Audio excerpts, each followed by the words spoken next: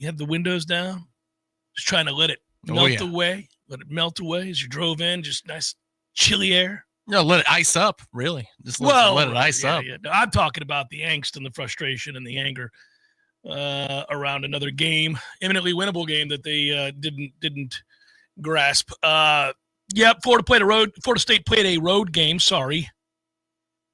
and lost it, but you're used to that. That's kind of what happens every single time they play a road game. It's another loss in the ACC and another day where we begin the show with, all right, when do you think we're going to go ahead and pull the trigger here? It gets tough. I understand there's some people that are afraid on the edges now, man. The nerves are shot. I think the time for that was a while ago. So forgive me if I'm not jumping up and down. I wanted him fired after 2-10.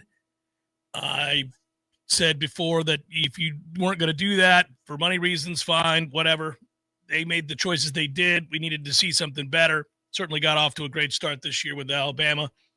But obviously it's reverted to form here, and the slide continues. And now, you're in a position where every hour on the hour, the fan base is asking, what's the administration going to do? I mean, this is obviously not going to work. Florida State's not playing anywhere close to the standard of football that would be a reasonable expectation for the investment. At the same time, I'll make mention here. Ira will join us later on. He had to record his normal hit here on the show just because of scheduling, and he did so from right after Mike Norvell's press conference today. Interesting, by the way, to hear Mike. I have such low expectations of any of those, and this is, I've said this repeatedly.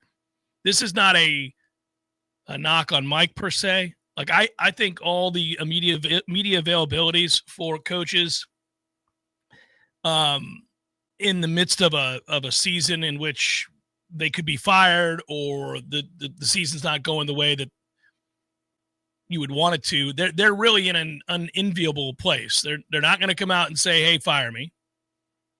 They'll take responsibility and say that this is unacceptable.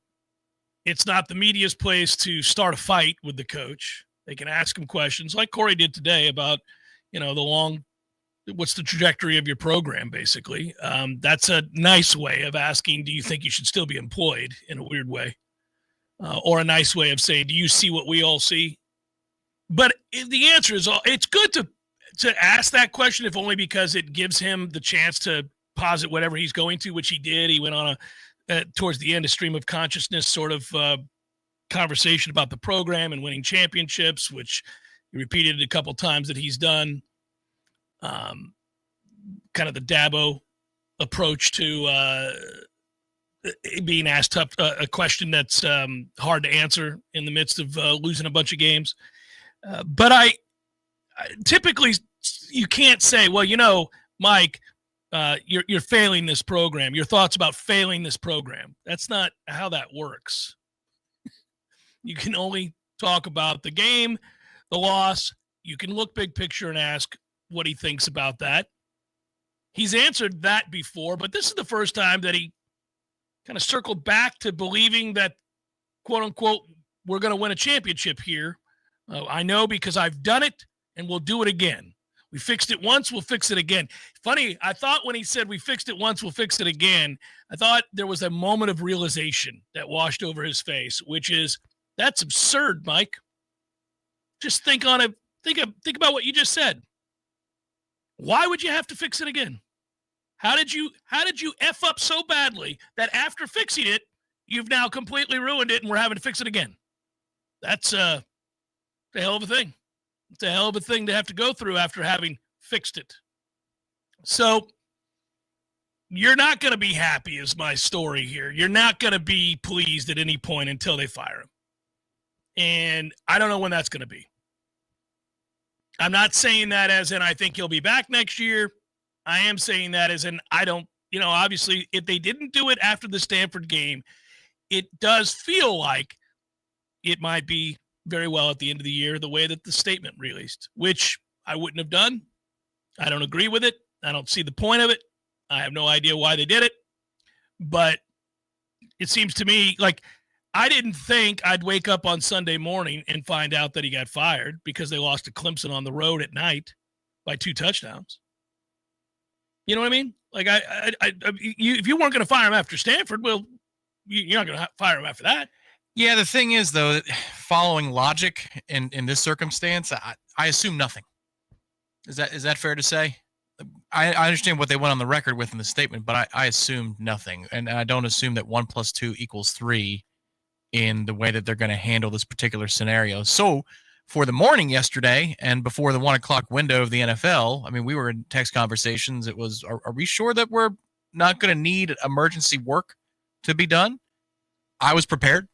And what's interesting to me is you talk to a couple people behind the scenes, and depending upon who you talk to, they said, well, this was always going to be the way that we approach this. And then some of the other ideas you get is, whoa, really? That this is going to go? That this is going to go the distance? Like some people that are dialed in are like, oh, wow, we don't have an answer yet.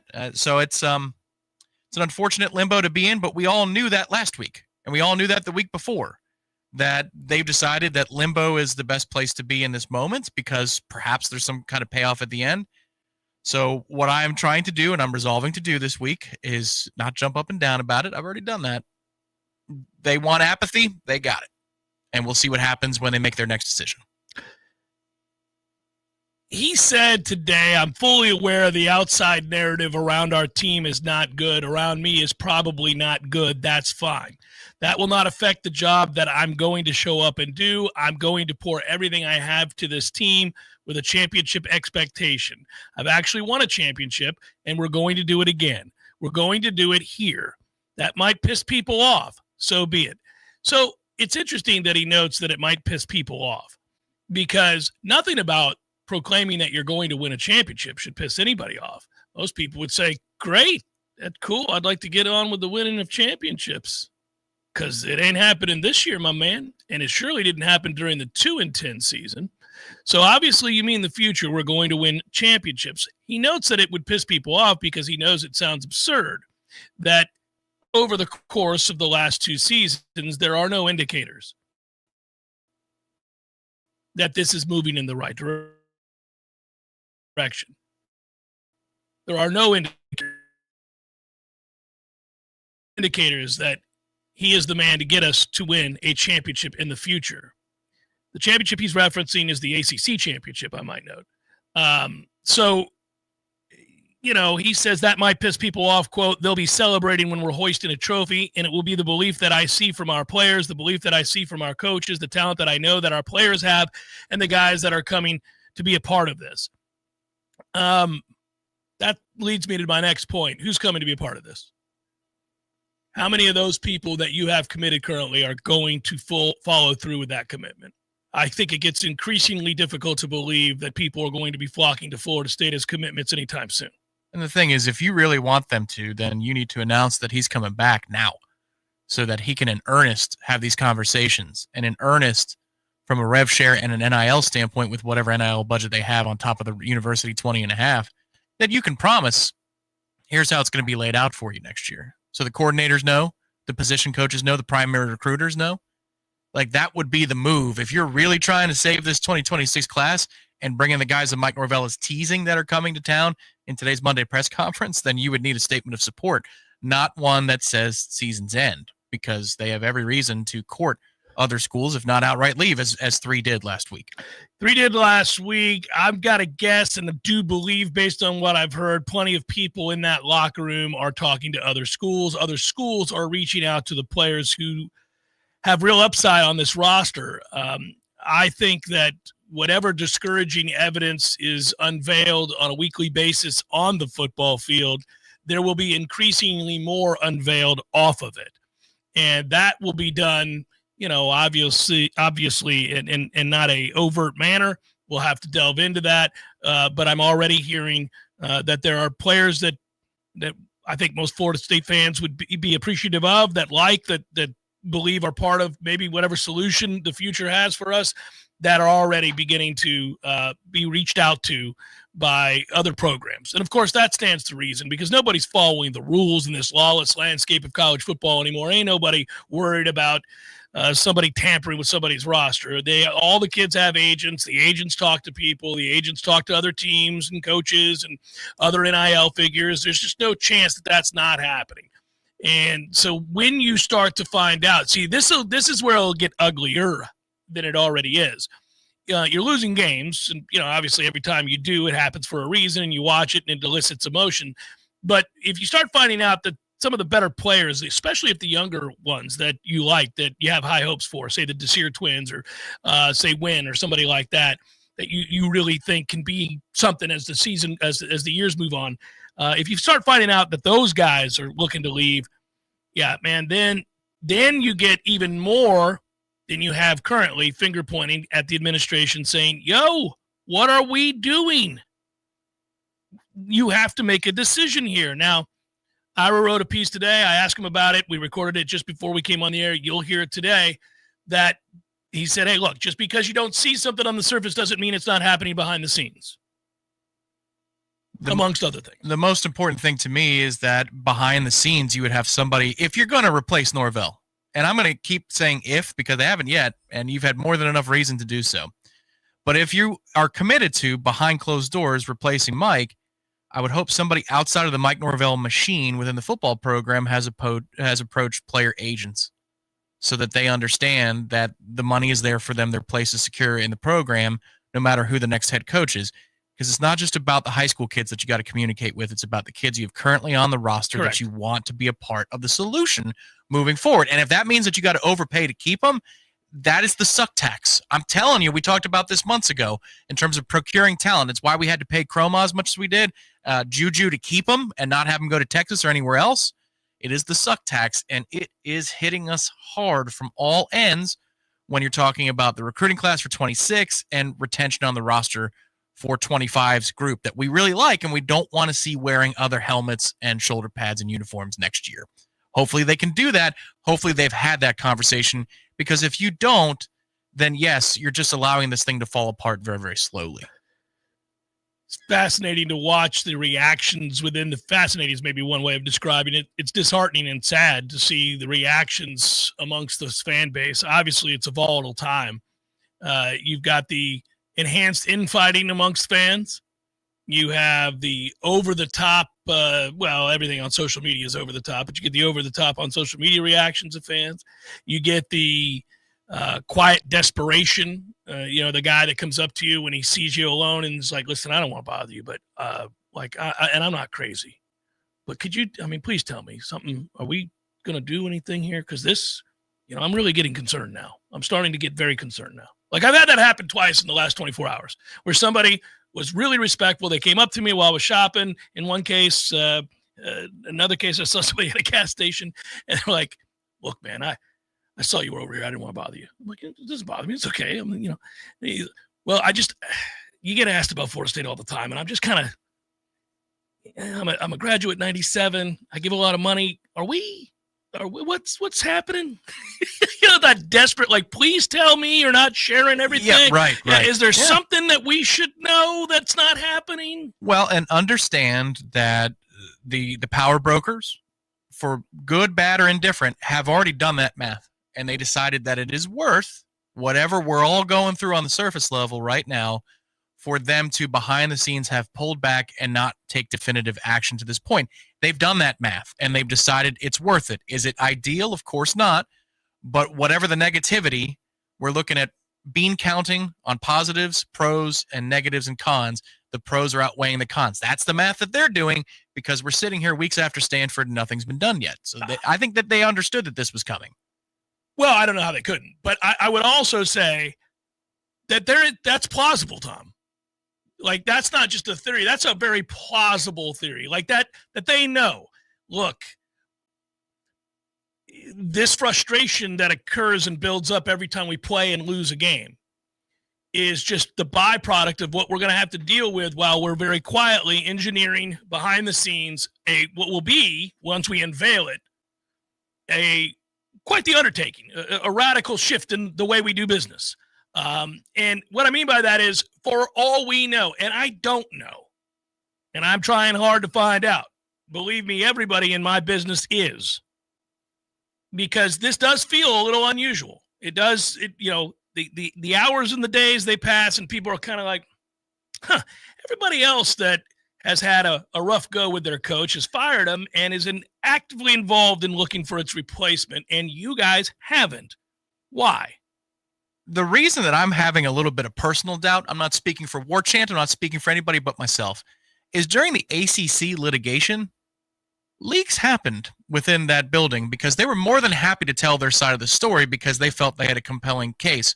One that they can't argue on the record or else they're going to get in trouble, but they wanted you to know that they know what's going on and they got a very good handle on the situation, to the point where actually the chairman of the board did come on the airwaves and say, grant of rights ain't going to stop us from what we want to do. He went on the record.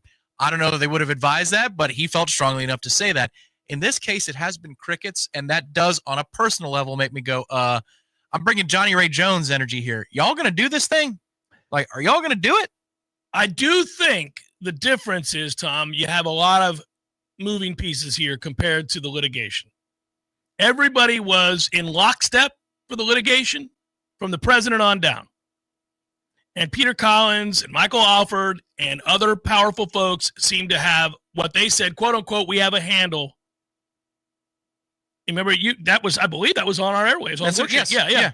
Yeah, we have a handle on. Yes, the grant of rights won't prohibit us from doing what it is we need. We have a good handle on the grant of rights. I was trying to take the exact quote, right? Yeah, I couldn't believe you said it. I was like, well, yeah, no, that was interesting, right? We all raised an eyebrow. All right, well, but my point is they felt very confident in that moment. They were all on the same page. Everybody had agreed that this was a step that needed to be taken. Remember, we had seen all the get-togethers to have these discussions. I mean, this was all out in the open.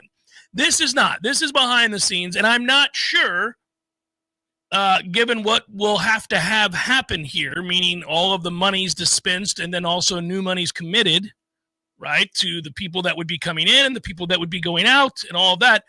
I'm not sure they're all on the same page. And I could see where you say, look, firing Mike is surface level stuff. We already know we're doing that. But before we do it, how do we want this to look? Who can we get? Who might we begin conversations with? Do we want to keep what we have in place currently in the form of the way that football operations works and the athletic department as it pertains towards football, how it works? What the operation, do we want to change everything about it? Hell, for all we know, the athletic director is fighting to keep his job. I don't know. But there could be a lot of moving parts here and a lot of different people that have a say in all of this. And if they're not all on the same page, then it leads to consternation for us, but it would explain what appears to be inactivity on the surface and why we're not hearing anything, because they're trying to get the money players into town all at the same time. They're trying to have this conversation about who's committed to what. They're trying to figure out the coach they want to hire. They're trying to decide what it's going to look like. Perhaps, I'll grant you that perhaps that's what's happening. Yeah, I don't know that. It's plausible, but you're right. I think if they were all in lockstep and they understood what was coming, you hear about it. So they can't help themselves. They would leak it. Well, most organizations rarely can keep a secret. And, and also it would be good for them. It would generate some organic interest around the fan base. They go, okay, everything's going to be all right. Yeah. But it feels like they know that it's going to be different, but they don't know how it's going to be different. That's what it feels like to me right now is they understand that changes will be made in the next month to 6 weeks, but they don't know the extent, or they don't know the path that they're about to walk and the person that they're about to entrust it to. Maybe that's where it is. But in the interim, we're all feeling that. And the games get in the way of that feeling rather than the games are the purpose. And that is really annoying because we've been in that position an awful lot the last 10 years. Yeah, no, it sucks. I hated Saturday night because that should be one of the games that you absolutely live for.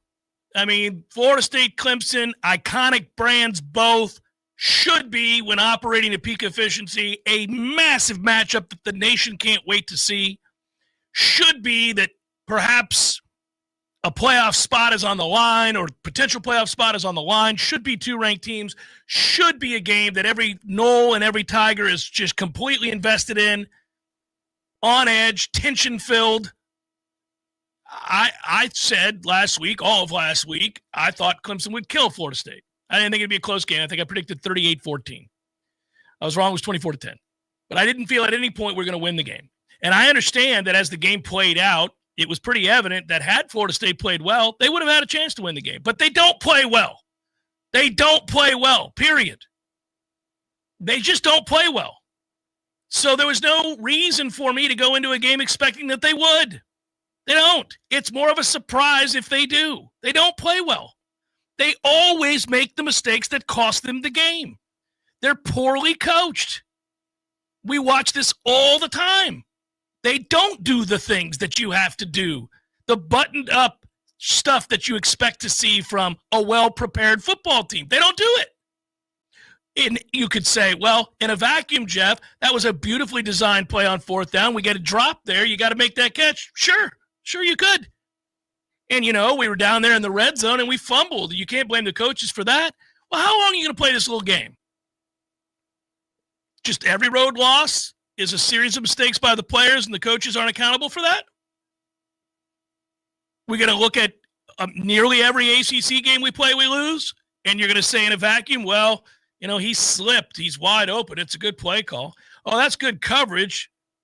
That's good coverage, and he panicked. I don't know why. He just grabbed the receiver's arm. Yeah, keep going. Keep going. Let's just over and over and over again tell us why it is that they never make the plays they need to make in these ACC games. And you just, at some point, man, you got to just assume they're not going to. They're not going to. Now, everybody's got a thought on that. The thought is, well, I don't think they play with a lot of confidence. I don't think they play with a lot of belief that they're going to get these things done, that they've got to get done. Because if they did, they wouldn't make these mistakes. I don't know. You can apply whatever you want to that. I just know they don't make the plays. Well, they lose their road games always. And they don't make these plays week after week after week. They just don't. Yeah, the confidence, the intangibles, all that stuff also falls at the foot of a coaching staff. You're paid for intangibles, in a sense. That's why it's so expensive. Because if it was as easy as here's a roadmap and here's the geography of what you need to do, then most anybody could do it. But the motivation, the mindset, the attitude, the consistency, all those things, they aren't easy to pull out of a player. That's why you're paid a lot of money to do it. And Florida State has been comically awful in that department in the last 2 years. And Coach Norvell spoke about that today in his press conference saying, well, 2024 was different than now. You got to look at, each team individually. Yeah, but there is a common denominator, man. And I'm sorry, but it's the man in the mirror. That's the common denominator. And I know that you're right. Each individual game takes on a life of its own, and there are different reasons why, but there is one constant in the equation, and it ain't coordinators anymore. And the other constant besides you on the sideline is that on the right side of the dash in the loss column, that is where we land far, far too often. And I wish it wasn't so, but it is so. So back to Johnny Ray Jones. Y'all going to do this thing? And I hope they do. But between now and then, Virginia Tech, NC State on the road, even the game against Florida, it feels like an inconvenience. Yes. It's in the way of the bigger story. You get the answer that we're all looking for is, are you going to do it? Or when Mike Norvell says, I know this is going to piss a lot of you off, was that him declaring to the world today that he is coming back? That he knows he's coming back? And so therefore, this is the first step of him messaging as he's returning for 2026? Because that did cross my mind. Let me tell you that was very bold of him to speak the way he did. Yeah, but it's also the right way to speak it at that press conference, or at that media availability. That you do have to speak as if day to day you're going to be here, almost to lie and convince to yourself that that is going to be the case. I don't know how you operate if you thought, in fact, that this was all inconsequential, that you were going to be fired at year's end, and therefore anything you do, everything you do, does not matter. I don't think you could live life that way. I think you would have to go in believing that this could get turned around at any moment, and you would lie to yourself and tell yourself that. And I believe then you would need to exude that in a press conference. It's almost as though you're standing in the AD's office and you're arguing for your job. The right to come back. Job. However, it is so outside of him to say something like, I know this is going to piss a lot of people off, or this could piss some people off. Because he knows that shows like this one, national shows, message boards, Twitter, just looking in the stands, he knows people are effing pissed.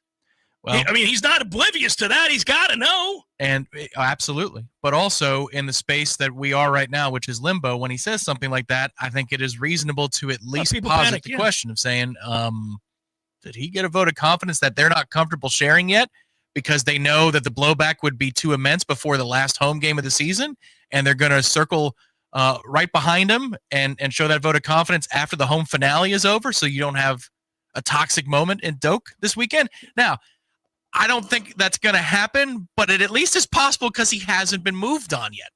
So here we are. Yeah, you just opened the door to a bunch of really nerve-wracked individuals buying into. I'm not trying to. I know do that. you're This not trying to do how I personally feel about the situation. What I'm saying is that by positing that, by throwing that out there, believe me, it's crossed everybody's mind. You're not the only person. When you heard him say that, a lot of people thought, you're going to win championships. Man, you ain't going to be here for another 3 weeks. What the hell are you talking about? Well, and then you think about it more, and I thought about it in the drive over, and it's the Matrix. I go, not like this. No, come on now. Guys, we are not doing this, are we? Well, again, this is a scenario by which if you were to lay it out, what are the chances Florida State wins their next 3 games? Pretty slim, right? 1 in 12, 1 in 15. Yeah. Luckily for them, I mean, Virginia Tech, they ought to beat Virginia Tech. Virginia Tech already went through the process of actually firing their coach. They haven't played inspired football at all. You ought to be able to beat Virginia Tech at home here. But I don't think you're going to go beat NC State on the road. I'd be stunned. I feel about that game the way I felt about the Clemson game. Yeah, I felt Clemson was more winnable than the NC State game before we kicked off with Clemson because of their head casing, issues. I don't think NC State has that problem, and they won't have that problem. No, NC State will show up, play hard, whoop our ass. That'll be that. Now, Florida did just enter the picture. They did just make a case that you could beat them. Problem is that game is not at home.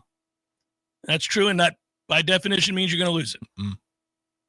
And they might care because they are at home. Maybe nobody wants to go to Kentucky. Maybe they're like, you know what? We'll rally the troops another time. Except that guy that approached me in Tampa that time. Well, I don't think he literally was talking about the Commonwealth. My buddy had to tell me that's not what he was talking about. Ever been to Kentucky? I have been to Kentucky. You want to go again? No, I don't, but I have been to Kentucky. I was that naive. Oh, buddy. Anyhow, I think they're going to probably lose 2 out of their last 3.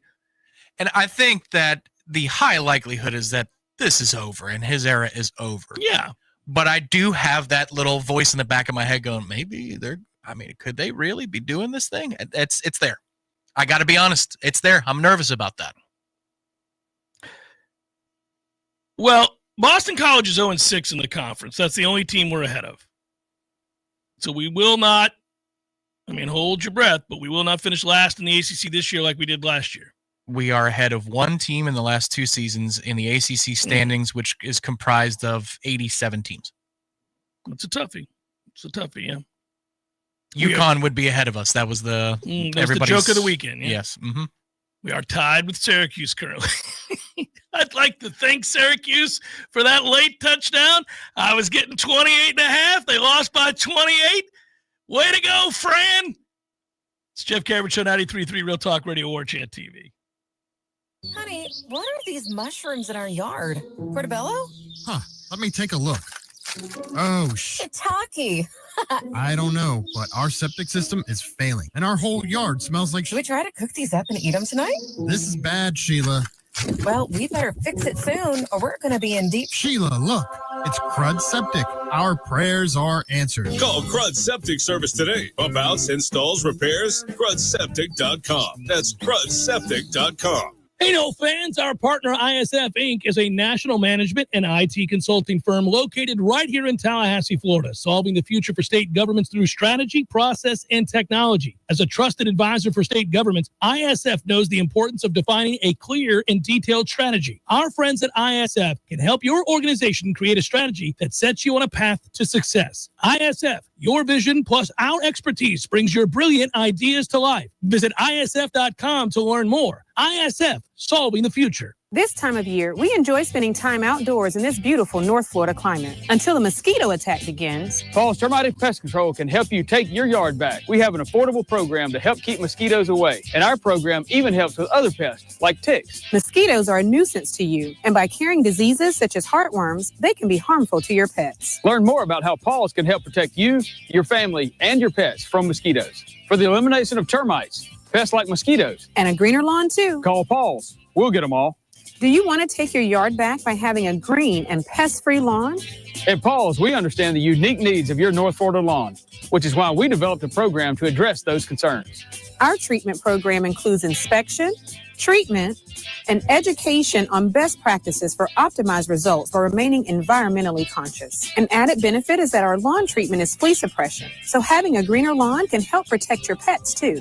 For a greener lawn and the elimination of fleas too, call Paul's. We'll get them all. Game day in Tallahassee starts with energy, and nothing fuels that spirit like Grassroots Coffee brand new End Zone Blend. That's right. Every cup of End Zone Blend doesn't just taste incredible. It also supports our Florida State Seminoles football program. Grassroots Coffee knows it's about commitment and being all in. Every sip of End Zone Blend helps push the program forward, supporting the grind and the climb. So whether you're at home, have a business, or just getting fired up before kickoff, make End Zone Blend part of your game plan. Support local and our favorite coffee roaster. Order Grassroots Coffee's End Zone Blend today at grassrootscoffee.com. And let's keep driving the Noles to victory. It's that easy. Drink Grassroots Coffee and help support the Florida State Seminoles. And don't forget, you can get 15% off your first order at grassrootscoffee.com. Grassroots Coffee's brand new End Zone Blend. Grassroots Coffee. Made for everyone. Loved everywhere. Feeling sluggish? Wake up your body the right way with Vigor. The all-new Vigor Cold Plunge Tub from Hot Spring Spas is now available exclusively at Pinch a Penny Pools and Spas in Tallahassee. Boost circulation, reduce inflammation, sharpen your focus, and more. Elite athletes do it daily, and now you can too. Experience the power of cold therapy in your own home. Come see the Vigor Cold Plunge, available only at Pinch a Penny on Capitol Circle Northeast and Greer Road. From the championship stage to coaching change and everything in between, Warchant.com remains your home for the best FSU football coverage in the business. Brutally honest columns and features, market-leading multimedia presence across video and podcast, the largest FSU fan community with a staff that combines for over 100 years of experience covering the Noles. When change comes, Warchant.com is your home for analysis from every angle. Warchant.com, your ultimate Seminole sports source. Sign up today. The Jeff Cameron Show is a production of the Warchant.com Multimedia Network. Check out Warchant.com today for the latest news inside Florida State athletics. That's Warchant.com. Now, back to Jeff on Real Talk 93.3. I will tell you, it did not get in the way of my sheer joy of watching college football, because we ended up having some really great moments over the weekend, and I hope that many of you were able to enjoy. Can easily get lost when you're mired in this nonsense. But watching I watched the entirety of the Indiana-Penn State game. That was incredible. And really, one of the things that was interesting about it was that I thought for the most part, Mendoza wasn't playing well in that game. And then when he had to, with it all on the line, on the road, 22, 12, 19, 29, 17, whatever the last one was, those were all darts, just darts. I mean, only place that it could be caught by the receiver in those moments over and over again. It was cool to watch. Exciting ending, catch of the year, one of the best catches I've ever seen. You got that. I thought that Oregon, Iowa played out like we thought it might. Turns out the safety killed Iowa. Oregon goes on the road with a really, really young team after losing all those NFL draft picks from a year ago. and they find a way to win against a ranked team on the road in a tough place to play, keeping their hopes alive, obviously, of a Big Ten title. That's interesting. You talk about a throw when you have to have it to the one to Malik Benson. It's just absurd. And that pretty much ended the game, I thought. At that point, they're going to score with situation with timeouts and the clock. But that throw to Benson, it's great coverage. It's really good coverage. The only thing more you could do is turn around and find the ball. But in that situation, that's a lot to ask out of your corner. The throw is just over his arm, over the defender's arm, right into the breadbasket of Benson. Perfectly done. Texas A&M, I talked all, the last 2 weeks about how good I love watching their offensive line. It's just absurd. They ran for 243 yards against Missouri. That's a team that they could win the national title. They're not having it. There is an awful lot of what for in that group up front. I always go to the offensive line. Their offensive line is massive, and they really, really lean into who they are. They just really lean into who they are, and it's fun to watch. Marcel Reed, that's a good damn team. Texas Tech does what they needed to do and what I hoped they would, at least in terms of gambling against BYU. That game was never close. They were dominant. In fact, some of the numbers in that game are absurd. The amount of plays run in BYU's territory compared to plays run in Texas Tech's territory, it was laughable.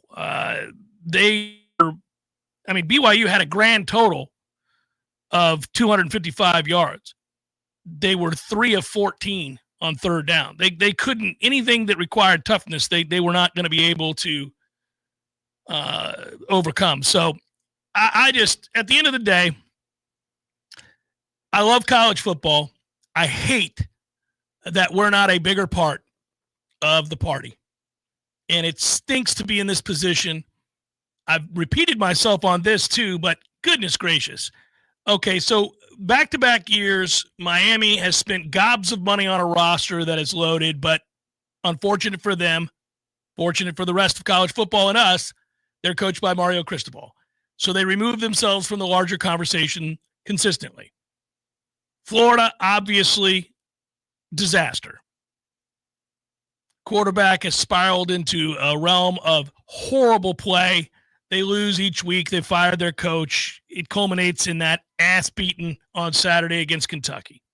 The ACC, an awful weekend for its chances of getting any more than, say, one bid, which they have to get.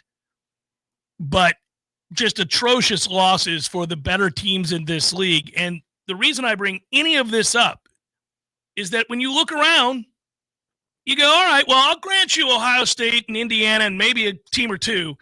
But, boy, this is just a whole lot of we could be involved here if we just got buttoned up. If we just figured out what the hell we were doing, we'd be in contention to win this league. And if you're in contention to win the league, you're in contention for the college football playoff. And if you make it to the college football playoff, not only are you fun, but you got a chance, depending on the matchup, to go deep if you're even decent. But we can't do it. We can't get it together. And I think that's another reason that when Mike said it may piss people off when he's talking about championships, yeah, man, because I'm looking around, and this would be the easiest ACC championship to win ever.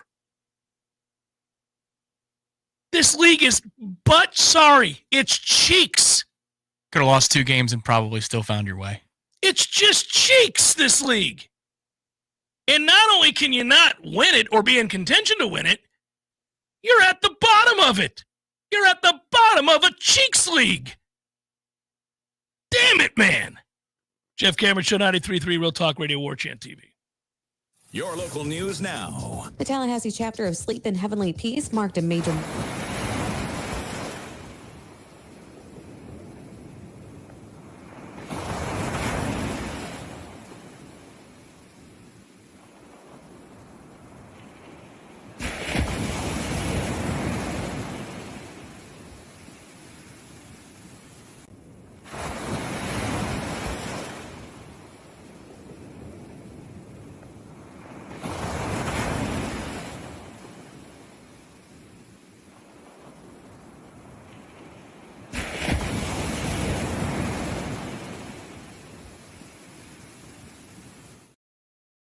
There are no other details at this time. This is Rachel Lene with your Earl Talk 93.3 local news update, brought to you by Macklemore Systems, Tallahassee's go-to Mac store. Check them out online at MacklemoreSystems.com.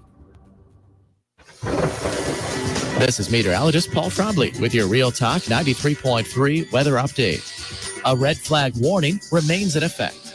A freeze watch begins at midnight tomorrow night. A freeze warning begins at 9 p.m. tonight. Ample sunshine expected this afternoon with daytime highs approaching 54. Winds out of the northwest 10 to 20 miles per hour. This report is brought to you by The Lawn Johns. For all your landscaping and lawn care needs, visit thelawnjohns.com. Currently 49. T-Spark Enterprises, roofing and construction services. T-Spark Construction.com. We conquer all peaks. We fix those darn leaks. Call 850-766-1340. T-Spark Enterprises, roofing and construction services. T-Spark Construction.com. License number CCC 1331204. Hey, Jeff, what's up, buddy? I was just thinking, I never tell you that when you grow up, one of the things that you'll miss are the games that you created with your friends in the neighborhood. Oh, good days. So I would have my buddy come over, and then we'd make up these games that were kind of like a hodgepodge of every game that you've ever played. Kind of like the bikes we built. Correct. Yes. And it's a grand experiment. In the beginning, nobody knows how to play the game, and you argue about what the rules are going to be. And in the end, everybody knows how to play the game. By the end of that summer, you know the rules, the neighborhood know the rules, and you play that game like it's the greatest game ever played. And they still try to break the rules, right? Oh, if you ain't cheating, you ain't trying. But at the end, Eddie, you're never going to play it again, and you'll think about it the rest of your life. And the best game you ever played was that game. Never been a better one. Hey, you want to have a Gordo Smash, Jeff? I do. I'd like that. Gordo's, bringing the flavor and flair of Cuban food to Tallahassee since 1996. The Jeff Cameron Show is a production of the Warchant.com Multimedia Network. Check out Warchant.com today for the latest news inside Florida State athletics. That's Warchant.com. Now, back to Jeff on Real Talk 93.3. Got to get to some questions here. We've had some contributions, starting with Keith down at the bottom. Norvell is no longer fighting for his job. He is auditioning for the next one. You know, that's a good point, Keith. I do think coaches, for a lot of reasons, are stuck in these availabilities in the midst of their downturn over the years. You know, for example, we had great fun at the expense of coaches. We do a show called Coach Speak now because of it. But for years, you know, that was the classic at Michigan. Oh, I like a running game. You know, this is the kind of stuff that I would make fun of because they don't have. When you're losing games, it's a self-evident thing, right? There's nothing that we need to talk about. There ain't nuance to losing whatever. How many straight road games have we lost now going back to 23? Is it 9? I think it's 9 away from home. 9 away from home. 9 straight road a couple games. of neutrals. Yeah. So listen, there's nothing to dissect. I mean, now it's no longer just, you know, happenstance or unlucky or bad bounces. You lost 9 in a row. This is what you do. You lose road games. You just don't win them. That's who you are. And fans know that. And so if you get asked a question about losing home games, even if it's a pointed one, you've now lost 9 straight road games. What do you say to fans who lost faith when the team goes on the road? Okay, there's your tough question. It's not a tough question. It's an easy observation. Anybody can do that. I'm not taking shots at anybody. I'm saying this is what fans want. They want pitchforks. They want the coach to be stabbed. He's in an impossible place. He can't answer. What's he supposed to say? Well, it's because I suck. I'm not good at my job. Next question. He's never going to do that. That's what you want him to say, but there's nothing he can say because no answer is going to make you happy. There is nothing. Well, I promise we won't lose another road game again for the next 5 years. He's not going to say that. So there's nothing that you can do. So they're always in a position where they have to do something weird. They either have to be overly boastful in the midst of losing a bunch of games, which makes them come across silly, or they have to deflect, which pisses you off even more. A lot of times that's what they choose to do, is they meander about. It's a word salad filled with a bunch of non sequiturs, and it's usually nonsense gibberish. You're just like, well, I don't know. That's not very satisfying. That's how that works. Yeah, Kenny Dillingham was good at that. He just gets super technical in the language and wouldn't even be making sense in what he's saying. He's just, I'm going to go ahead and speak like John Gruden at a coach's camp right now and talk about specifics, and that way I don't have to actually speak to you. I'm going to speak over you for the next 30 seconds, and then here we go, next question. Yeah. Like, yeah, they take their turns. But none of it makes them look good. Because nothing could. Nothing could. Yep. And that's why I'm usually sympathetic to a coach who's up against it in that situation. I'll merely point out the stance that they chose to take this time around. Oh, this time around, Mike decided to put the confident foot forward. This time around, Mike was sheepish, almost, reticent to answer the question. This time around, he was sympathetic to your plight, understanding your frustration and your emotions after yet another loss. Like they all choose whatever it is, but it's never going to make you happy. Yeah, nobody wants to be on that PR team, but I think it would be funny if you didn't take questions, but you brought frequently asked questions to the dais with you. So you make your statement about what's going on this week, what happened the previous week, and they say, and now I'm not taking questions today, but we do have some frequently asked questions based upon our social media and the emails we're getting. So question number one is, why are you terrible at this? Well, I'll tell you guys. Here's why I'm terrible. And you go through your frequently asked questions, 3 or 4, and like, all right, everybody, you have a good week. I'd have fun with the process, but there's no way that you can, because then you look like you're not taking the job seriously. Well, and what Mike did today, I didn't get mad about anything he said today. I kind of rolled my eyes a little bit when he chose to go the route of, we're going to win championships here. I know, because I've done so before. That's the boastful look. Dabo does it every week. They lose another game, and then he's like, well, if you're tired of winning games around here, tired of winning championships, you can replace me, I guess. He does it that way, and then he'll turn around a few minutes later realizing that sounded asinine, and he'll be like, oh, I haven't been good this year. That's true. But he always starts with if you're tired of all the winning we've been doing around here, then sure, by all means, take shots. That's never a good look. You don't get to be indignant after another home loss. You don't get to be indignant after you've lost 9 straight road games. You don't get to be indignant when you're sub 500 a year after going 2-10. Can't do it.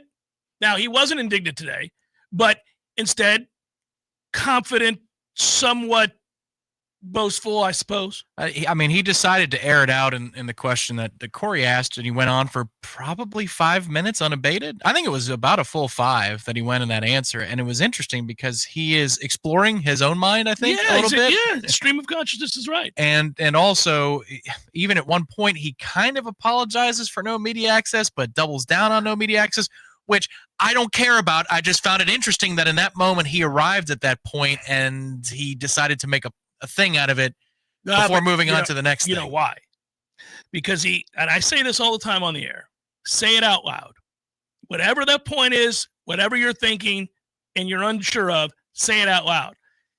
So when you say it out loud, you're forced to confront it. What he did was play a little game of saying something out loud and then realizing it made him look bad. And then quickly had to circle back and admit that that's nobody's fault but his. So when he said, he was trying to make the case that we don't see practice because if we did, this is what's inferred, then we would know that they're making real progress that we're not seeing on Saturdays. Right. That's what he's telling you. 100%. He was talking about that in the meeting room and the practice field. Yes. So when he says, I know, I see the work these young men pour in and the improvements that they've made. You don't see practice. Well, whose fault is that, Mike? And he knew it. And that's why he quickly went, and that's a decision that I made. So that's what that was. And in that regard, again, to be clear, I don't care. It's easier for us not to have to go over there. By the way, I'll just say this again. What good did it do you? No. I mean, look, all the people that are like, let's shut it down, it's a distraction. Okay. They're kicking all kinds of ass since they shut it down, aren't they? Boy, those ass kickings just never cease after shutting out the media. They got it together. Jags, Knowles, or am I even caught? Where am I? This dreadful thought recently crossed my mind. We have to pay Mid-Mike's buyout and the ACC exit fee. How are we going to manage that? Oh, cojones sore. Oh, boy.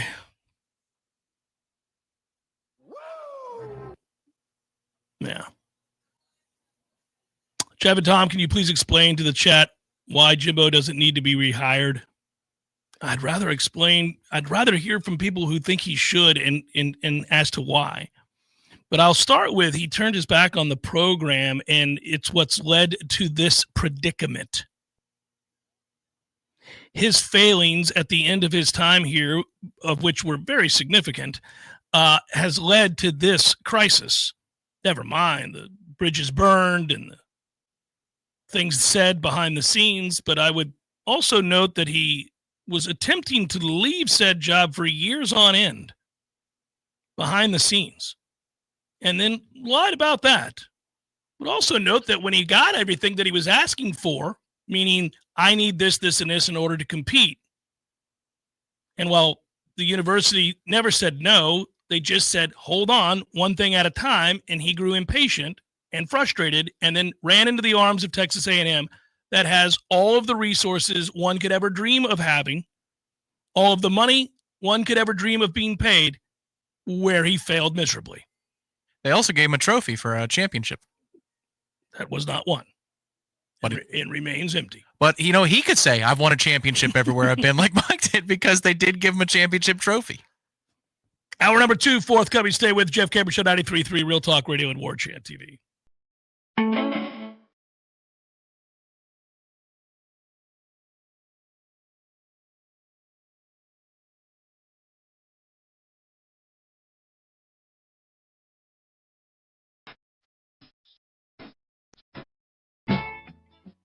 I'm Shannon Young with Cross Country Mortgage, and today I want to talk straight with you about debt, especially high interest rate credit cards, and why you shouldn't just sit there and hope the situation will fix itself. Nationwide, the average credit card interest rate is hovering around 21% or higher. The total revolving credit card debt in the U.S. is over $1 trillion and rising. If you're carrying a credit card balance, you're likely paying hundreds of dollars each month just in interest, without even touching your principal. But here's the good news. You can act. What I help folks do is refinance their home or use a home loan strategy to consolidate high interest debt into something with a much lower interest rate and one payment.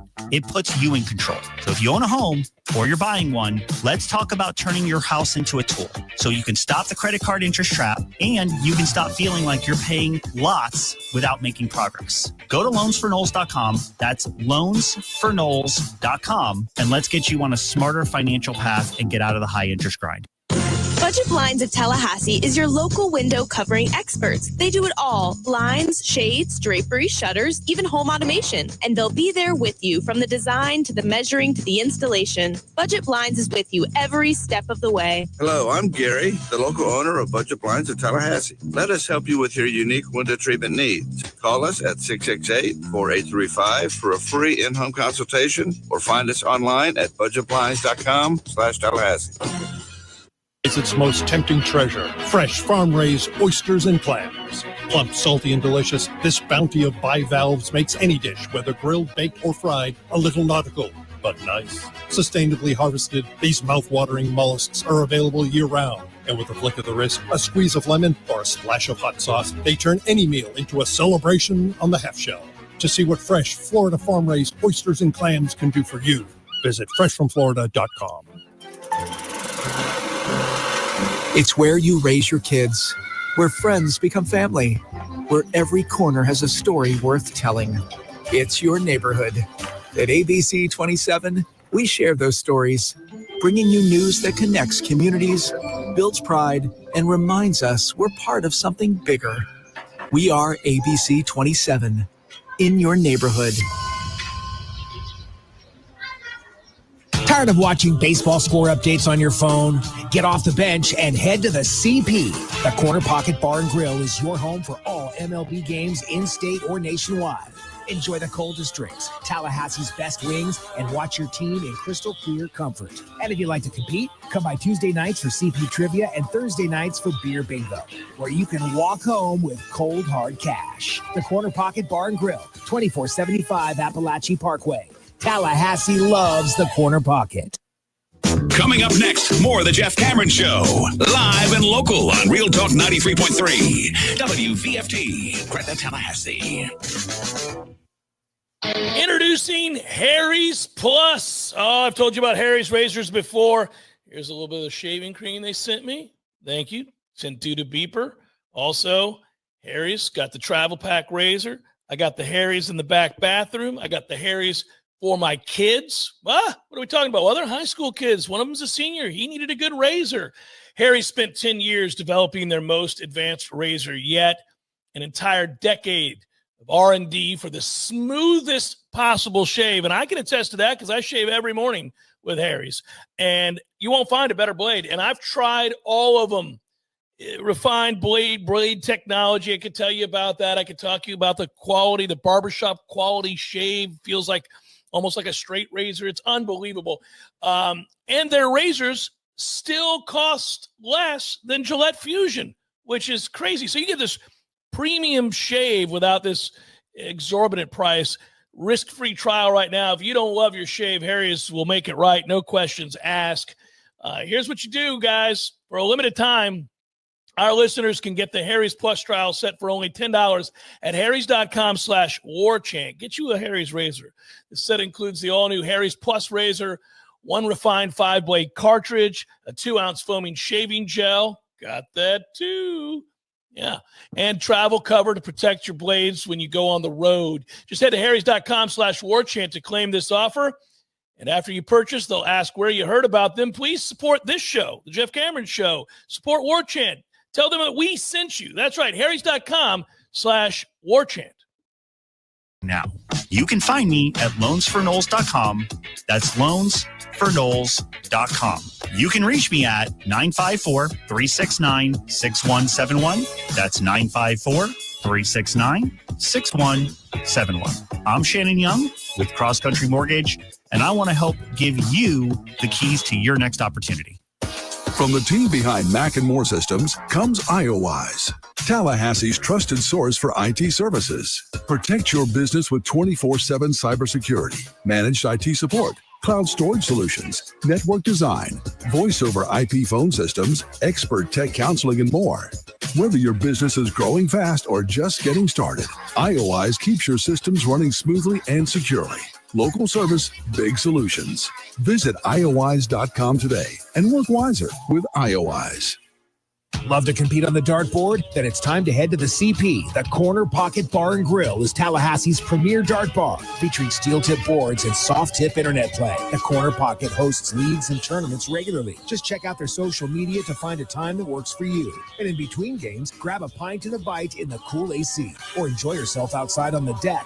Whether you want to catch a game or start one of your own, the place to be is the Corner Pocket Bar and Grill. 2475 Appalachie Parkway. Tallahassee loves the Corner Pocket. I'll never forget that moment. As long as I live. As long as I live. My first call ever as a member of the National Guard. When we got to the armory, they briefed us on the wildfires. They were getting dangerously close to homes. Helicopters were going out to drop water on the fires. Guys in the unit were preparing for firefighting with local fire crews. At that moment, I got my first taste of just how important the Guard is to my community. See how the Guard can be an important part of your life at NationalGuard.com. Sponsored by the Florida National Guard. Aired by the Florida Association of Broadcasters and this station. Every child deserves a chance to live their best life and celebrate every moment.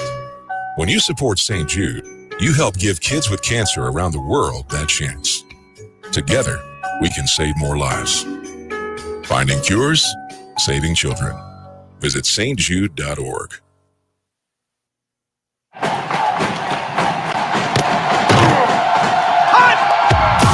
Broadcasting live from Florida's capital city, this is the Jeff Cameron Show, brought to you by Orange Theory Fitness on Real Talk 93.3. Now, stop what you're doing and listen closely. It's time for the Jeff Cameron Show in 5, 4, 3, 2, 1.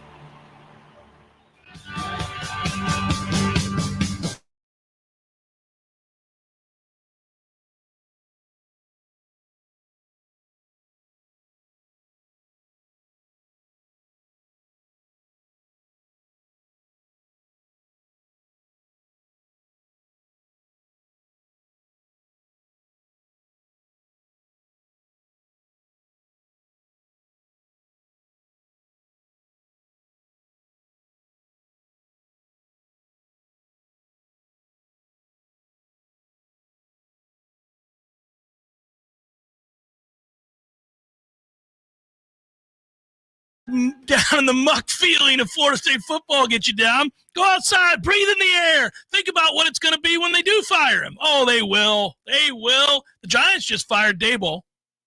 That just happened while we were getting ready to go on the air. But, Jeff, that has nothing to do with nothing. Oh, I know, but another coach fired. Just saying, it's happening all around us. You know what's funny, though? I can actually, if you made me, I could draw some correlations to Brian Daboll being fired by the Giants and the pending firing of Mike Norvell for whenever it happens. Daboll obviously has had a rough go. It didn't work out with Daniel Jones. They got rid of Saquon Barkley. Those two are kicking ass right about now. Probably Giants fans wish they were still there. Maybe. I don't know.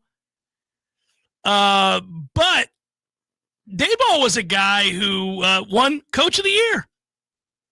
Had great success with the Giants until he didn't. I would also argue, by the way, this latest loss in which the Chicago Bears came back from a double-digit deficit, a tough loss. Not the first time this year, by the way. Remember, they blew an 18-point fourth-quarter lead over the Broncos as well. By the way, that's the Bears' first comeback from double digits in the fourth quarter to win a game in 13 years. 13 years? Woo! So my thought is that with coaches, I do this a lot. You can know what you're doing. You can even have proven that you know what to do from an X's and O's standpoint, maybe even a convincing a player to execute a certain way standpoint, maybe even a teaching standpoint. And it can also go south in a hurry, and you can lose control of this puppy, and off the tracks it flies, and you're done. Because at some point, the weight becomes too much to get out from under. And it doesn't mean you don't know football. I have no doubt Mike Norvell knows football. I got no doubt Brian Daboll, once an NFL Coach of the Year, knows football. Guess what? Who cares? Daboll's now 20 games under 500. They told him to have a good day. Mike loses every time he goes on the road. Also won the ACC a couple years back. Great. Peace. Start over, buddy. Somewhere else, because we are too. That's the thought, right? That's how it goes. It's weird because it's very rare that you ever look at a coach. At least I don't anymore the way that I used to when I was very young. Some say naive. It's very rare that you look at a coach and just say, well, he doesn't know what he's doing. I don't do that much anymore. Most of the time, I'm fairly certain that that guy's got more knowledge about football in his left pinky finger than any of us out here have in our entire brain. That's how they've made a career of it, to the point where you could get hired at a place like Florida State or like the New York Giants or like any of these places where we see coaches getting fired. Do we think Franklin doesn't know how to coach football anymore, or that he doesn't understand it? Do we think, he can go on down the list, right? No, that's why being a head coach is different than just knowing football. And that's why being a head coach will usually, because of the high price tag that comes with it and the huge amounts of responsibility put upon it, be combed over with a fine-tooth comb, will be looked at and analyzed and scrutinized in a way that really not many other jobs are. But that's what the money's for. You don't feel bad for these guys. You're understanding. You're even reasonable. But you know that, look, man, dude's making $10 million per. It'll be okay. And if a level of success that you have at some point in your head coaching career begins to wane, it doesn't mean you get to say, well, there was a time where all of this football knowledge was put to great use and I won and won big. Well, you can say it, but it has nothing to do with what's going to happen here now or in the coming weeks. Not when the weight becomes unbearable. Not when it's too much to lift. And that's why coaches, many of them, go from a situation in which they performed poorly, get a second lease on life, and perform well. And the opposite is true as well. Guys that performed very, very well will then see it turn, take a downward trend. They'll lose their job, and they'll be looked upon as somebody who failed, who once had the highest levels of success. Mike I think, is a good guy. And at times, it really looked like he had this thing rolling. Those times are behind us. It is clear. I think we're mostly of the opinion now that as well-intentioned and as good as it once was, it has slipped through his hands. It's unfortunate. I think the more data we get, unfortunately, it's that success was conditional. It was not an absolute.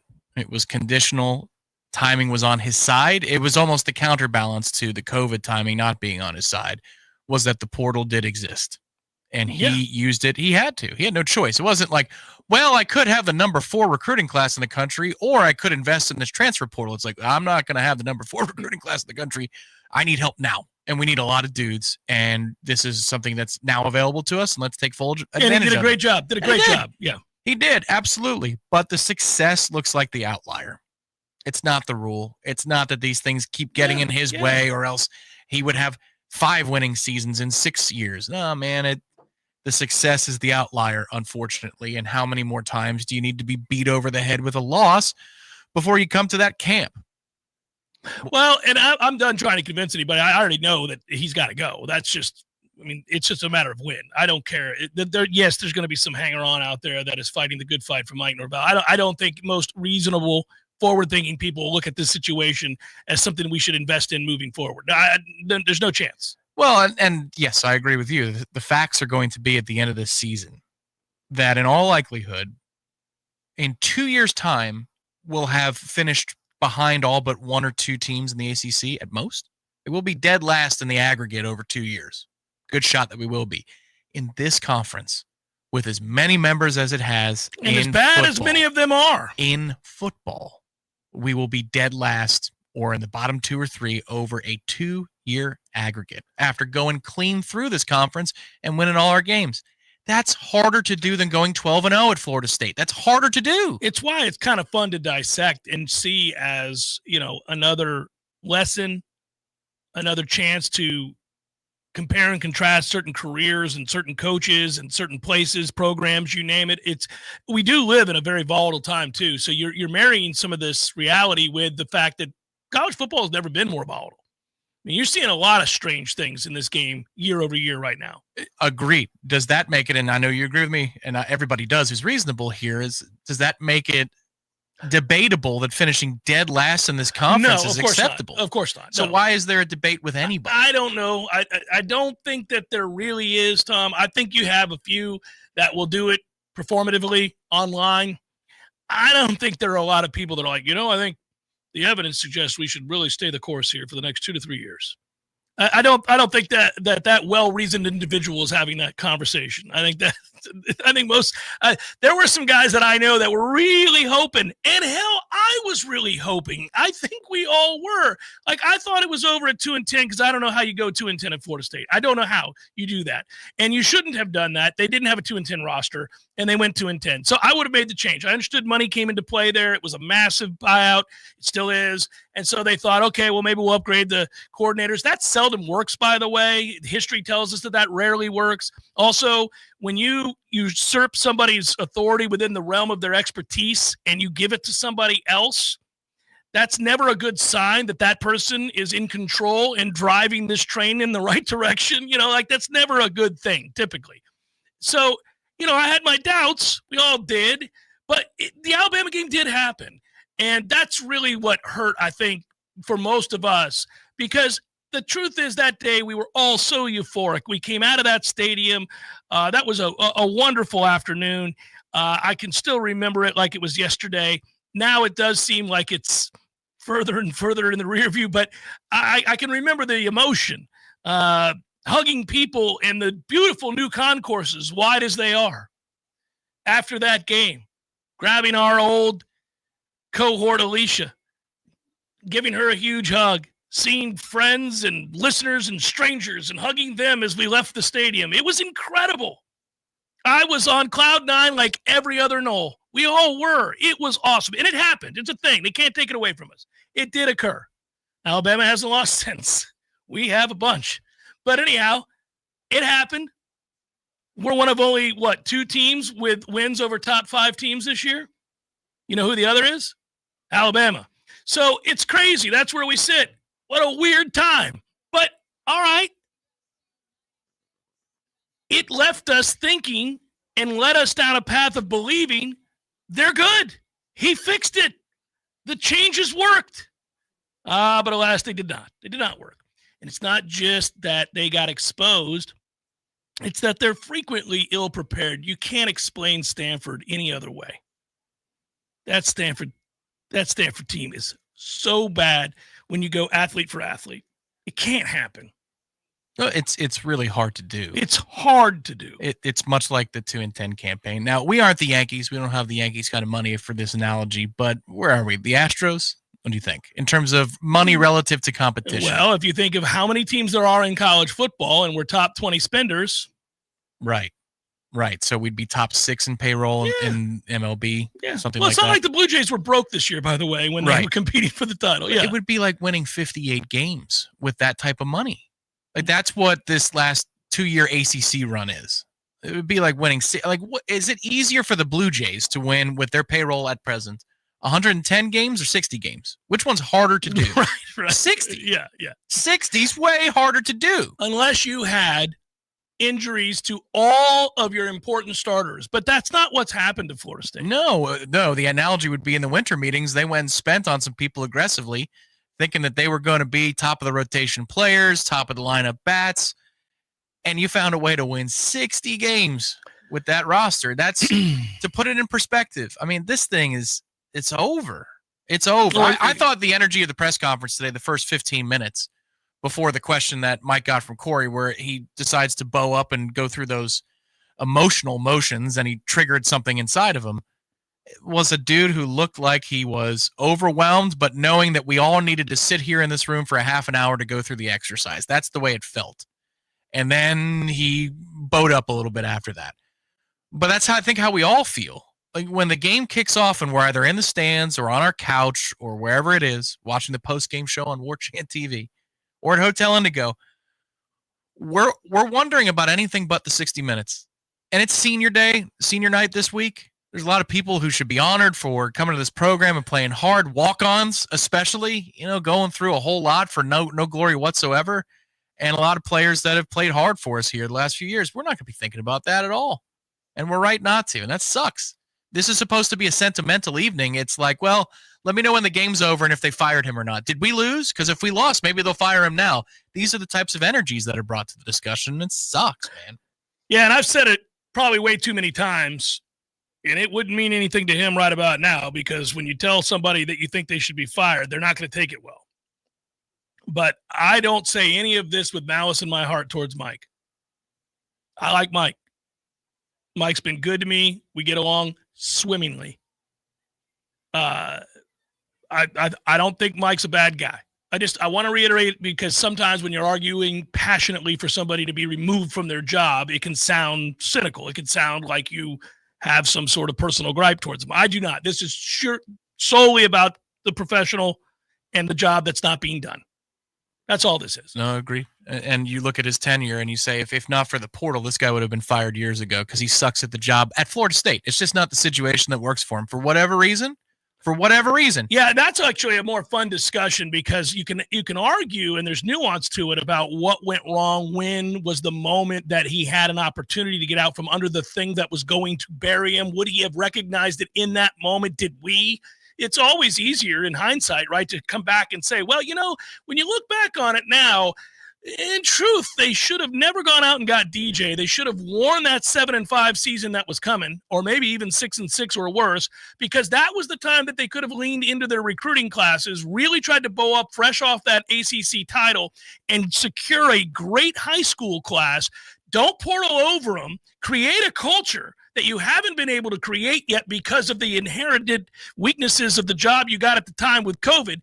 And then now you could have done it, but you didn't want to, because the pride that you felt in this program, having just done what you did and then getting snubbed, led you to say, screw it, we'll reload.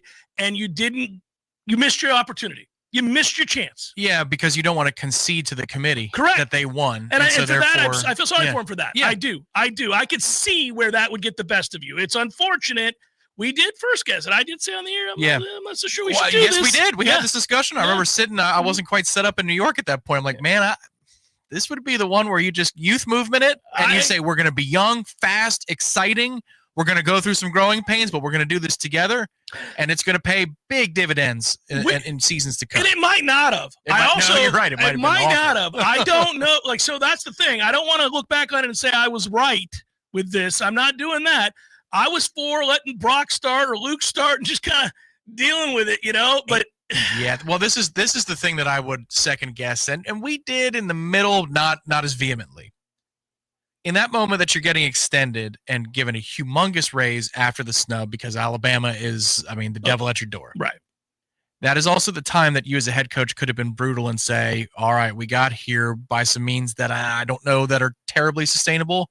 I'd like to make a couple of changes to my assistant staff. Yeah. Rather than give them raises and lock them into extensions until kingdom come. Coaches don't like to do that, though. He's not alone in that. Coaches are really mindful of the fact that they brought guys on board. Those guys have families. They've worked hard for them. You just got done winning with them. So it's hard to be objective. So like a lot of times in that moment, you would have liked for Mike to look in the mirror and say, let's be honest. What's Alex doing for you? Let's be honest. What's Adam Fuller doing for you right now? Is he doing the job you need him to do both on and off the field? Is he recruiting the way that an elite defensive coordinator should? Because if the answer is no, you need to make a move. You got all the power in the world right now. Well, and that's the choice that he made. And he knew That's that right. eyes wide open is that. And I was defending Fuller in that moment because that defense was the reason that we got over the finish line in 23. Yeah, but you knew he was never a good recruiter. I knew he was never a good recruiter for high school, but he was also pretty damn effective in the portal. So my thought was, this is my own personal thought at that time, was, well, if he can recruit the 21 and 22-year-olds to come here because he speaks to them like adults and they receive that well, outstanding. But you could use high school recruiters on your staff at some point here. And if he dipped into the portal so heavily in that offseason, it might not just have been about pride. It's also it's staring him in the face that the whole development thing ain't happening. It ain't working with any degree of consistency, the whole development thing, because he felt the need to go into the portal. Yeah, I think, Tom, there's hubris there. Most coaches are confident beyond what's reasonable because they got to the place where they are making millions of dollars solely based on their acumen for the game, and they know that. And so they just power through everything because they've always trusted themselves and the decisions that they make. Their intuition's always been right. That's how they arrived at a place of being such a young offensive coordinator and getting an opportunity like he got at Arizona State. And then when he got that opportunity, he succeeded. And so at that point, you're just left to believe you're nothing short of a badass. Even if you don't exude that in public and you're not an arrogant ass, you believe it in your head. That's the only way it could have been that I got this successful. So you rarely are going to see it. The moment it's on the line, when we're at the inflection point, you're rarely going to be able to say, okay, we did well. We got us here. This is good. That guy ain't getting it done. I'm going to have to fire him, and he's got a wife and 2 kids, and he's a good man, but I got to tell him to go. And we just went 13-0. I'm going to fire him after we go undefeated because he's not getting it done. And I don't like recruiting, and I better bring somebody in here who does because I'm a weak recruiter. I may be the best on the staff, but that ain't saying much on this staff. So I better go find somebody who can really do it at an elite level. Yeah, we were wondering, at some point, do you ask yourself the question why you get it wrong so often on signing day that you assume somebody is going to, take pen to paper for you, and they don't? I mean, it would be like being a leader of a sales staff, and you've got a salesperson under you said, look, I need an extra dispensation for gas. I want a little bit of a hotel budget because I want to be able to sell a couple places outside of town. And I need some more money for Kinko's. I need some beautiful presentations here, binders, all that kind of stuff, Kinko's. laminated papers. People still doing Kinko's. But then nothing happens. They come back to you the next year and they say, well, I need some more money for the Kinko's and I need a couple more hotel dollars. And that's the analogy of every year he had coordinators and position coaches essentially coming to him and saying, I need 2 linebackers, I need 3 defensive linemen, I need another corner. And that's where Mike at some point had to be driving down the road here on Capitol Circle saying, why? We just recruited a bunch of 4-stars in the last 2 years. Why aren't they ready? Why do I have to go to the portal again? I need to go talk to Adam about this. Yeah. He keeps asking for all these dispensations. Why don't we have the solutions from within? And it seemed like that question never hit Mike in such a way that he wanted to replace anybody or address that issue. Well, but yes, I think that's correct. And I think this is the fun of that conversation that we're all having. Where were the missteps? Were they easily identifiable? But this is also why there are so few elite anythings. Elite coaches, elite workers that in whatever field, you name it. Because it is hard to be that kind of honest with yourself. And it's hard to see some of those things, especially when you're tasked with a million other things. Yes, that is why that Lane, because he's an echo of elite. He's not proven elite right now, but there's a chance he is. He's going to command over $12-13 million this year on the hope that he might be elite rather than the proof that he has been elite. He's going to command that kind of money. But what's wild is Mike was in that position, and then his record since that negotiation. It's unbelievable. In New Year's 2024. It's left us confounded. It's why we sit here going, good God, man. It's impossible. It's almost impossible. I do think it's a marriage of a lot of things, though. It is the changing of college football and the professionalization of college football, the ability to come and go as you please as a player, NIL, it's all of those things, the transfer portal. It's a weird time. And to have some missteps in this time has led to a more drastic failure than in the period preceding it, where you could stockpile players and the mistakes you made might just be surface level, but you were talented enough because you had stockpiled players based on your successes previous that you could never truly fall off a cliff. You can straight up now fall off a cliff.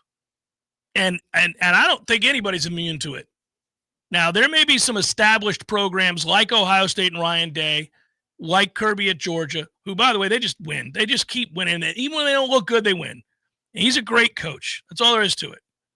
But there are so precious few of those. And when you look around, man, I don't think anybody's immune to it. It wouldn't shock you if any of these, the teams that are kicking ass right now in the top 15, top 12, let's say, there's a handful, probably more than a handful of those that will have average to poor seasons next year.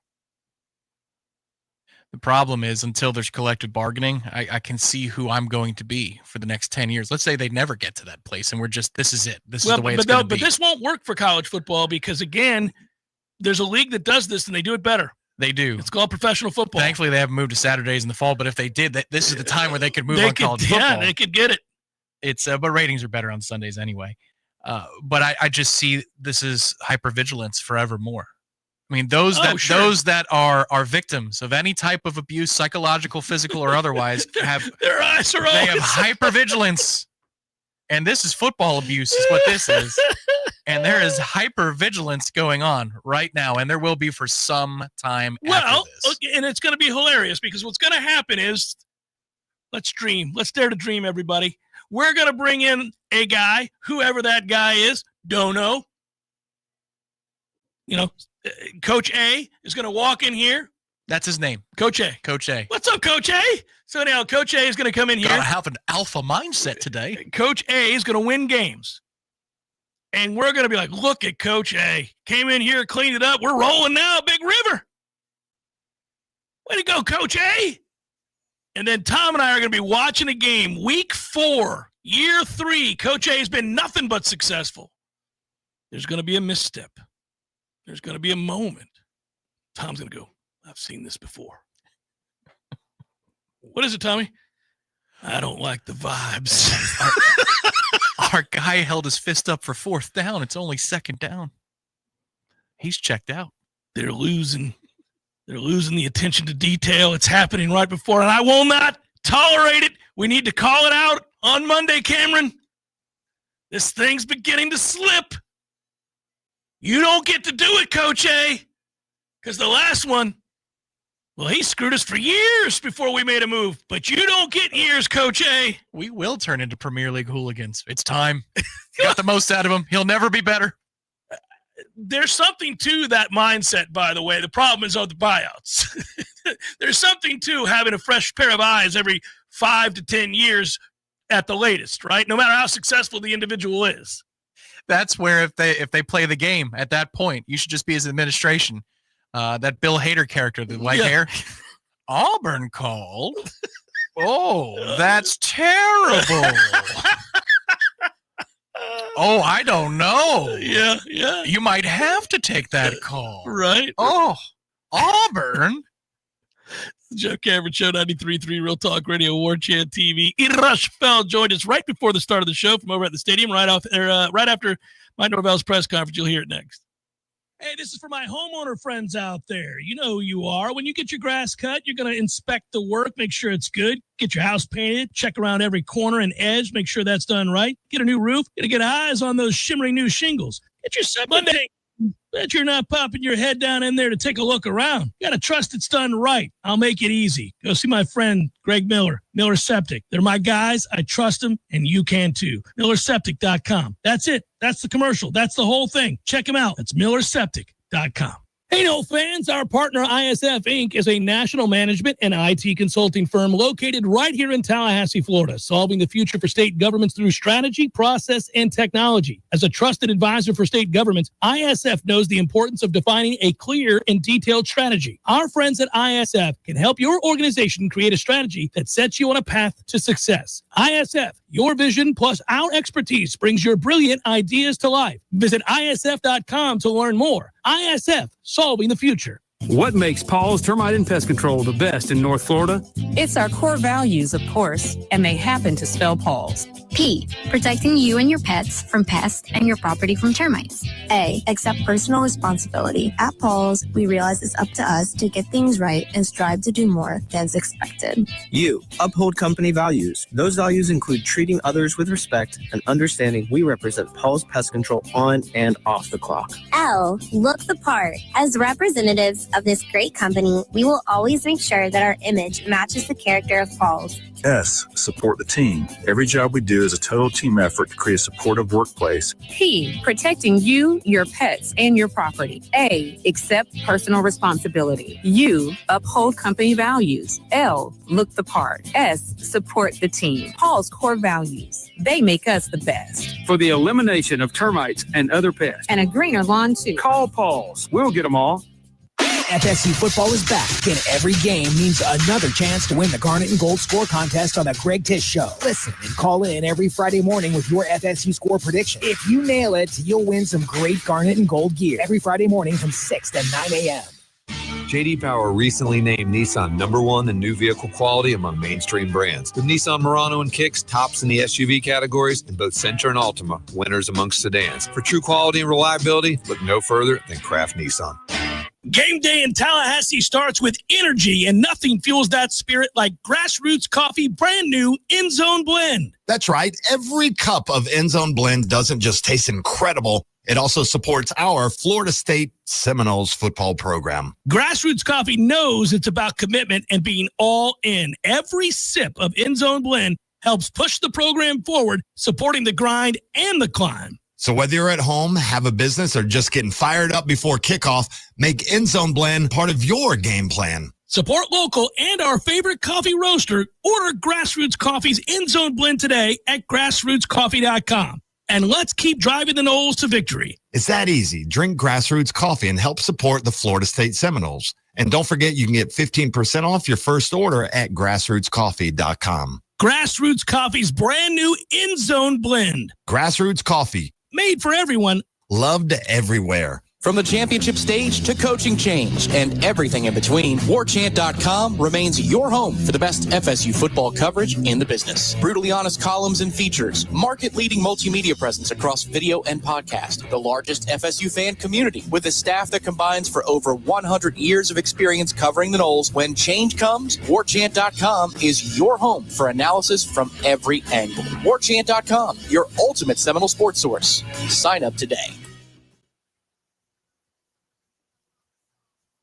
The Jeff Cameron Show is a production of the Warchant.com Multimedia Network. Check out Warchant.com today for the latest news inside Florida State athletics. That's Warchant.com. Now, back to Jeff on Real Talk 93.3. These are always a good time to talk. Well, really, could be Tuesday, Wednesday, Thursday, but we do always talk with my man, Irash Fell, Warchant.com, as well as Seminole headlines and coach speak, and he's a friend, all the things, man, all the things. But today would have been hard to do that for scheduling reasons. So he made time, and you can see he's right there. He's over by Florida State right now, willing to talk in the cold, Ira, in the cold. What's up, buddy?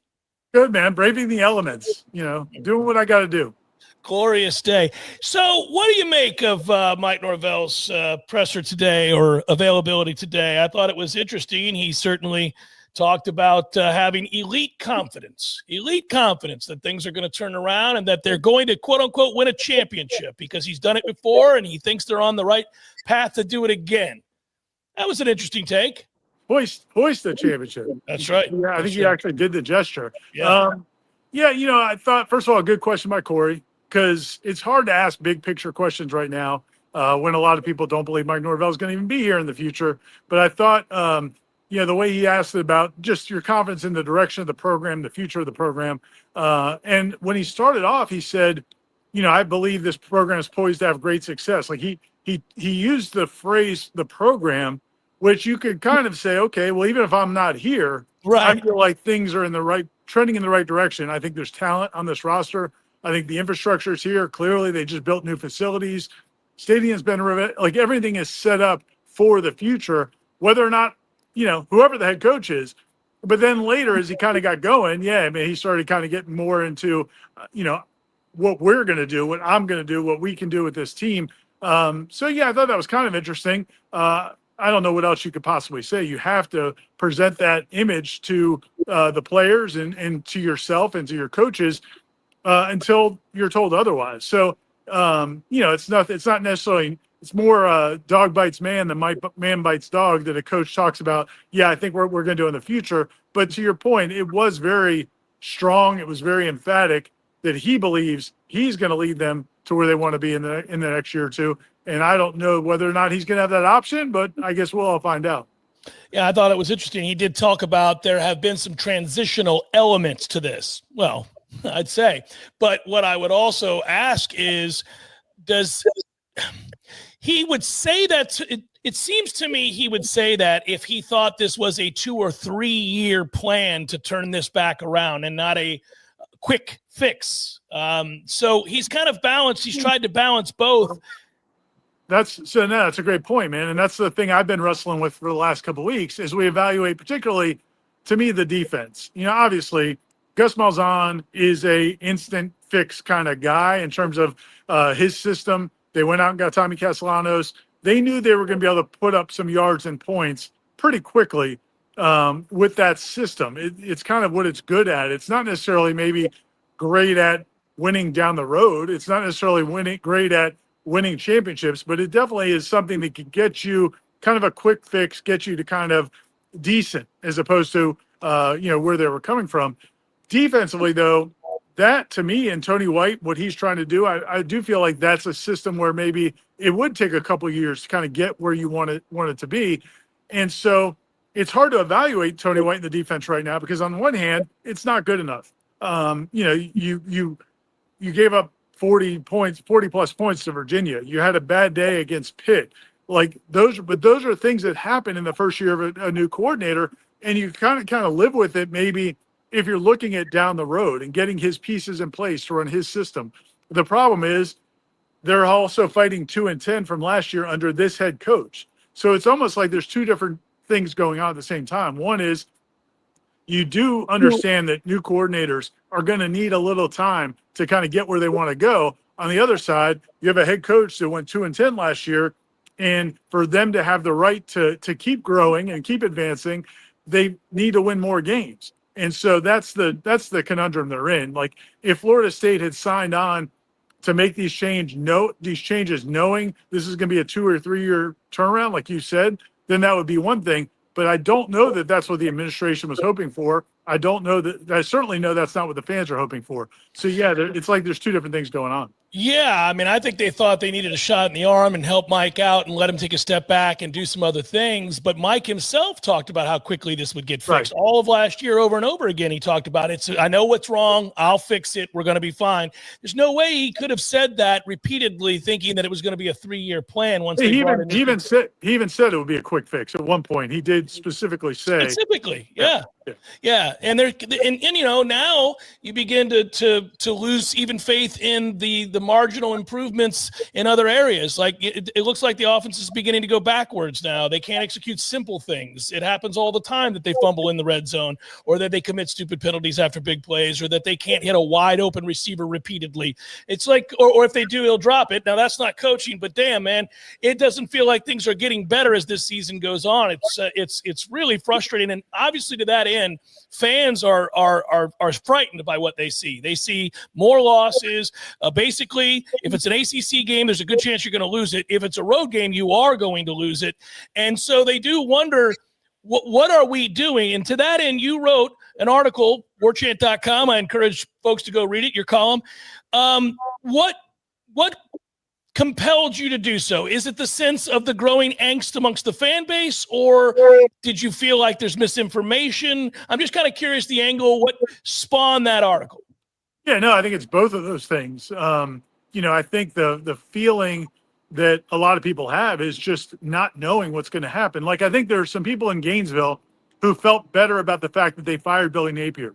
And yeah, so then they went out and lost 38-7 to Kentucky. Like, Kentucky never even punted in that game. It was Florida just didn't show up. You've given them a lot of credit for the way they battled through all the things they battled through the last. Well, that seems to be done because they packed it in that game, and that's kind of what can happen if you do those types of things. So it's not like making a change fixes everything, but it does send a message, and that's what Florida did. Certainly, that's what LSU did. That's what Penn State did. Like, some of these administrations are saying, we hear you, you're not happy, we're going to make a change, and we're letting you know we're going to make a change. My point with the column is just looking at some of the realities of, okay, what tangible benefit does it do you? Because, I would have fired, Mike Norvell. I understood people that wanted to fire Mike Norvell after the Stanford game. I clearly 100% understood it, and it would have sent that message. But what I've been asking people behind the scenes over the last couple of weeks is, okay, if you had done it, if you could do it, if you had done it, how would it have changed where you are today?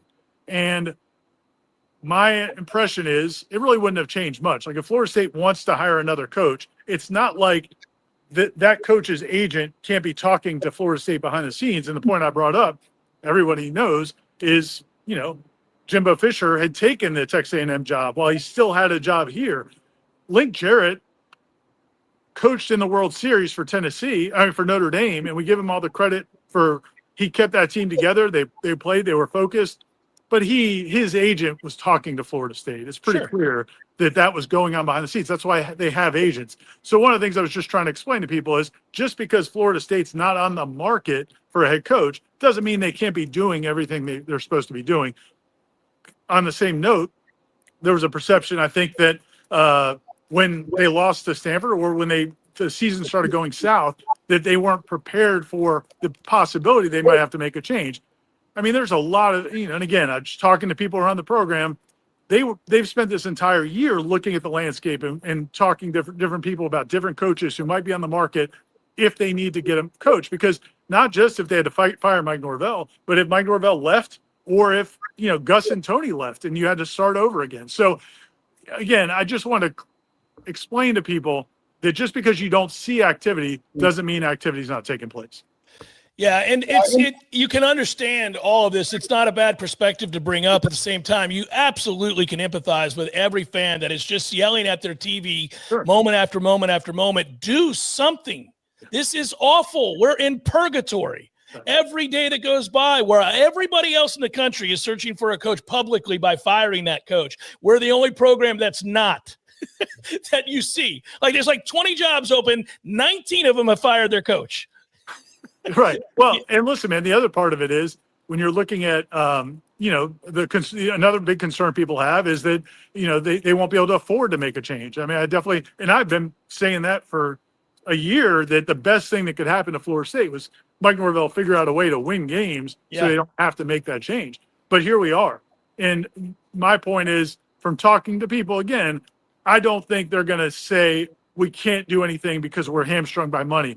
There was, I know Pete Nakos, who does a great job with On 3, he's been reporting that, the appetite isn't necessarily there from the donors, the boosters, to buy out Mike Norvell. What I would say is, and again, talking to people, the appetite wasn't there to buy out Willie Taggart either. That's not how donors don't want to spend money to send somebody else. They want to donate to a building. Mm-hmm. They want to donate to facilities or maybe even NIL. But to pay off a former coach, that's not usually what donors are fired up to do. So since that reporting's out there, I kind of want to push back on the idea that, well, if they don't get 50 donors to step up and give $1 million each, nothing's going to happen. That's not true. If Florida State needs to make a move, they're committed to doing what they have to do.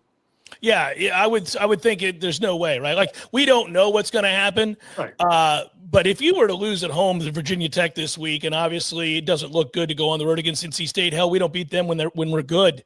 And who knows what's going to happen with Florida at the end of the year? But I don't know. Florida, I do think Florida's a great example because they just got pasted by Kentucky, 38-7. This week they're going to Ole Miss.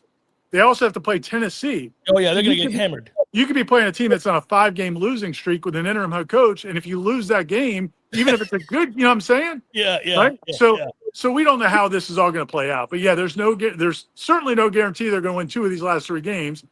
They're probably not likely to win 2 of these last 3 games, and they may not win either of those last 2. So yeah, my point is, we'll see how it plays out. But I just wanted to dispel some notions because I do feel like people are, to your point, like, okay, well, if this hasn't happened yet, it's just not going to happen. I wouldn't say that. Brother, I appreciate you making the time. Makeshift right there by the stadium. Be well. I'll talk to you later. Talk to you tomorrow, in fact. Thanks, Jeff. See you, man. Take care. Ira Chaffel, warchant.com, making time for us on the Jeff Cameron Show. 93.3 Real Talk Radio, Warchant TV. Your local news now.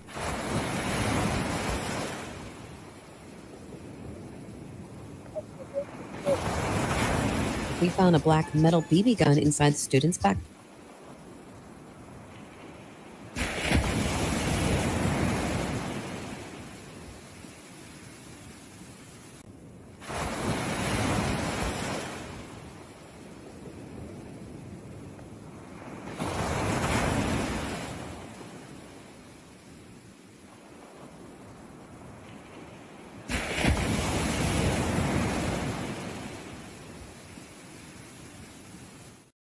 Located at 441 East Paul Russell Road. This is Rachel Lene with your Real Talk 93.3 Local News Update. Brought to you by Macklemore Systems, Tallahassee's go-to Mac store. Check them out online at MacklemoreSystems.com. This is meteorologist Paul Trombley with your Real Talk 93.3 weather update. A red flag warning remains in effect. A freeze watch begins at midnight tomorrow night. A freeze warning begins at 9 p.m. tonight. Ample sunshine expected this afternoon with daytime highs approaching 54. Winds out of the northwest 10 to 20 miles per hour. This report is brought to you by the Lawn Johns. For all your landscaping and lawn care needs, visit thelawnjohns.com. Currently, it's 53 degrees. Games for Less, Tallahassee's largest selection of new and used games, as well as new and used consoles like Nintendo, Super Nintendo, Atari 2600, PS4, and PS5. You name it. Locally owned and operated since 1994, trade-ins are not only welcome, but Games for Less pays more for your trade-ins than the big chain stores. That's not all. Games for Less now buys and sells new and used vinyl records to boot. George loves the Beatles, by the way. Reserve all the new releases today at Games for Less, conveniently located in the Walmart Supercenter Plaza on Appalachia Parkway. Hey, Jeff, what's up, buddy? I was just thinking, they never tell you that when you grow up, one of the things that you'll miss are the games that you created with your friends in the neighborhood. Oh, good days. So I would have my buddy come over, and then we'd make up these games that were kind of like a hodgepodge of every game that you've ever played. Kind of like the bikes we built. Correct. Yes. And it's a grand experiment.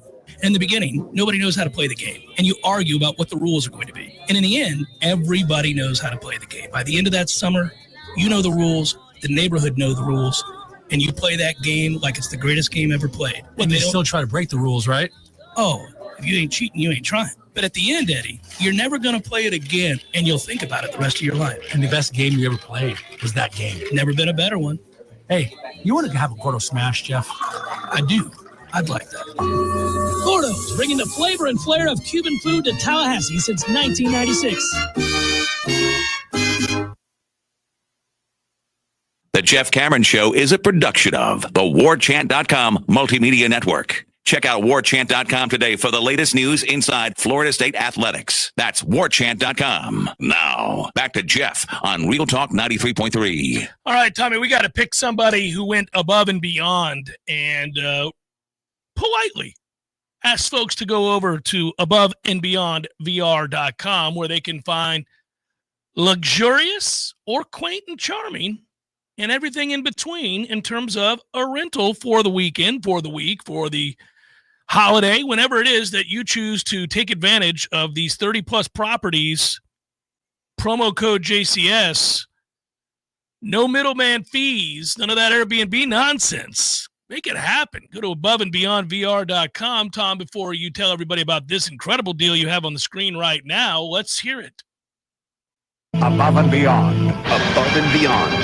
Above and beyond. Above and beyond. Look at that joint. Beachside cottage, 20 steps from said beach. Beach gear included.